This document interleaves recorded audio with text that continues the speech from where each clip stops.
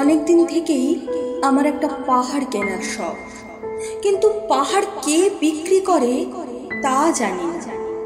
যদি তার দেখা পেতাম, দামের জন্য আটকাতো না।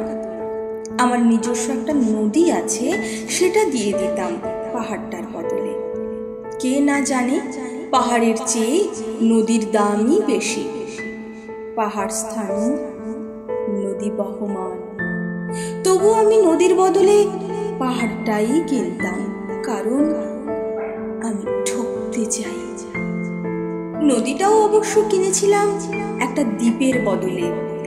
ছেলেবেলায় আমার একটা বেশ ছোটখাটো ছিমছাম দ্বীপ ছিল, সেখানে অসংখ্য প্রজাপতি। শৈশবে দ্বীপটি ছিল আমার বড় প্রিয়। আমার যৌবনে দ্বীপটি আমার কাছে মাপে ছোট লাগলো। প্রবহমান ছিপছিপে তন্নি নদীটি বেশ পছন্দ হলো আমার। বন্ধুরা বলল, ওইটুকু একটা দ্বীপের বিনিময়ে এত বড় একটা নদী পেয়েছিস, খুব জিতেছিস তো।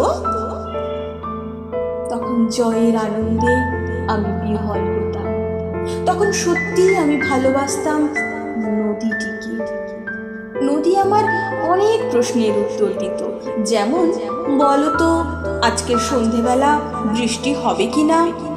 সে বলতো, আজ এখানে দক্ষিণে গরম হাওয়া, শুধু একটি ছোট্ট দ্বীপে বৃষ্টি, সে কি প্রবল বৃষ্টি, যেন একটা উৎসব। আমি সেই দ্বীপে আর যেতে পারি না। সে জানতো, সবাই জানে, শৈশবে আর ফেরা যায় না। এখন আমি একটা পাহাড় কিনতে চাই। সেই পাহাড়ের পায়ের কাছে থাকবে গহন অরণ্য। আমি সে অরণ্য পার হয়ে যাব।